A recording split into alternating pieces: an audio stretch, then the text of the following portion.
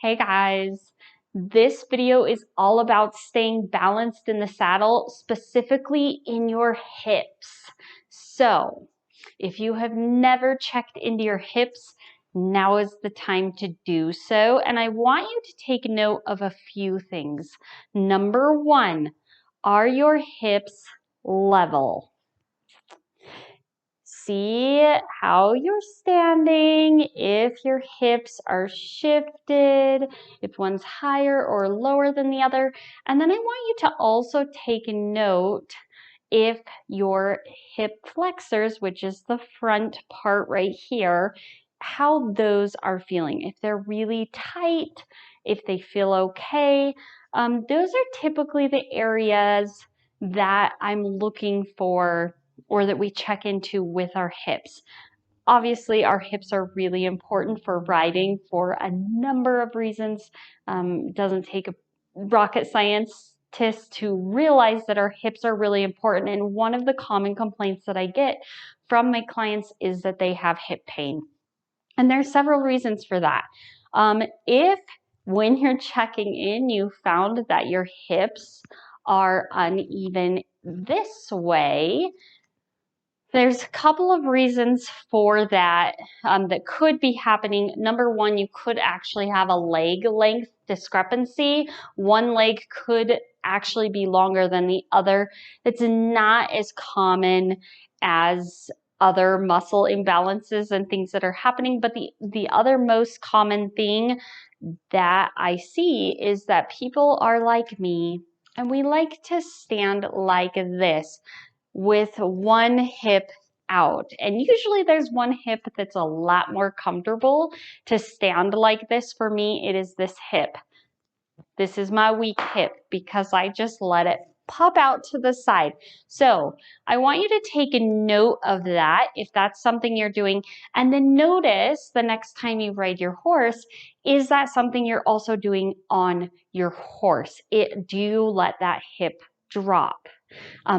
What that creates is it shortens this side of your torso. Those obliques are now shortened, and it really weakens this part because those muscles are not working. So if that is you and you like to flop your hips out in one way, shape, or form, there's a couple of things. Go ahead and shift more frequently. If you are carrying children, a lot of my clients have children. So if you're carrying a child, carry them on one side and then the other side, switch really frequently. The other thing that you can try is just checking in 1 to 2 times a day, seeing where your hips are, and stand with your hips as level as possible for just a few minutes. Just getting into that habit and bringing the awareness to your body where your hips are at.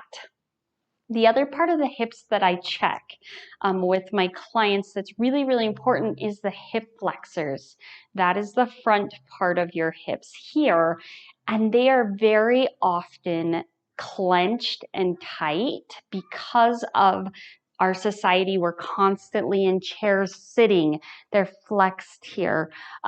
We're driving, we're riding our horse. All of those cause those muscles to be in a flexed tight position. And what that does is it pulls the pelvis out of alignment.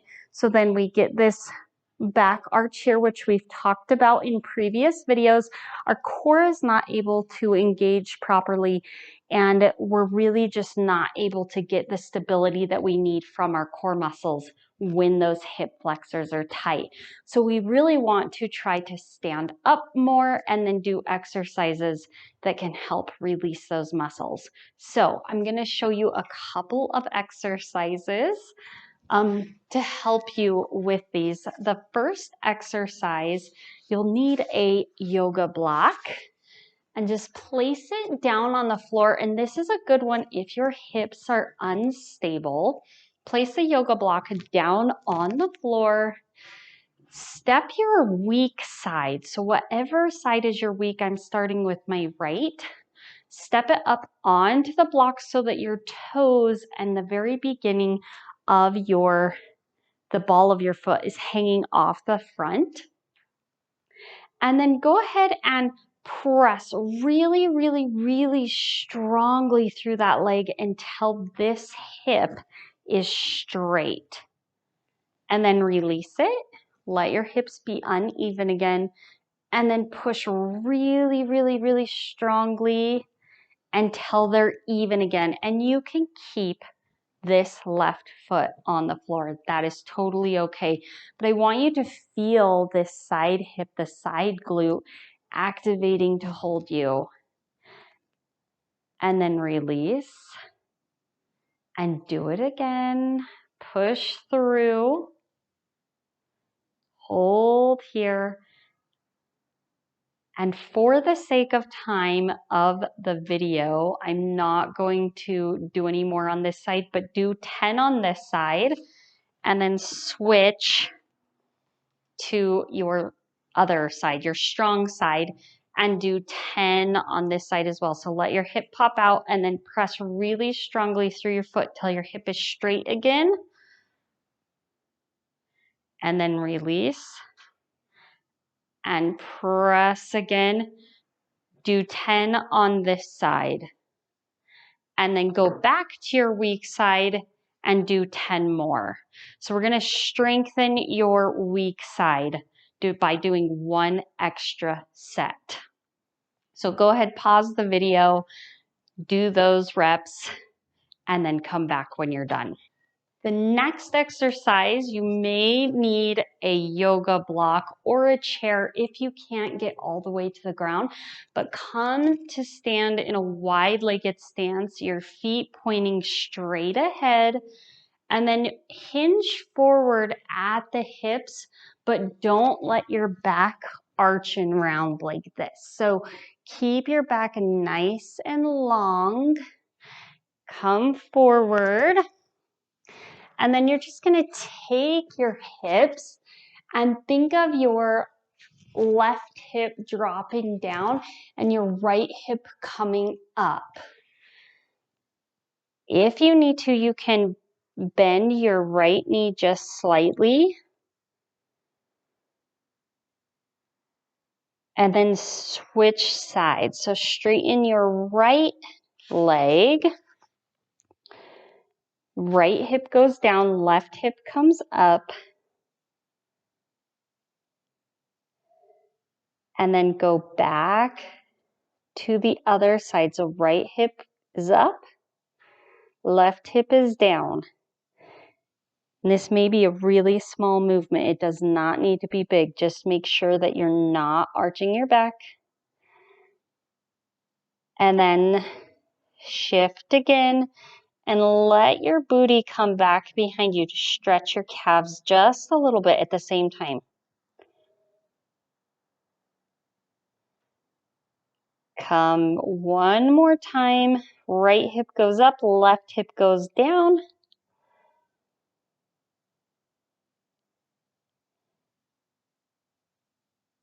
And shift. Straighten that right leg if it was bent. Drop that hip, feel the stretch. Lean back into it. And then release. And then lunges, which will work the hip flexors. So let's start with our right leg out in front of us. So find where your right knee is directly over your your left knee is directly over your left ankle. And then instead of coming forward, just like we've been doing, tuck your pelvis underneath you straight up and down. And then the back of the right knee, visualize it going up towards the ceiling. So you're pushing that knee away, but you're keeping your pelvis in that straight up and down position to feel the stretch in that front hip flexor on the right side. And keep holding.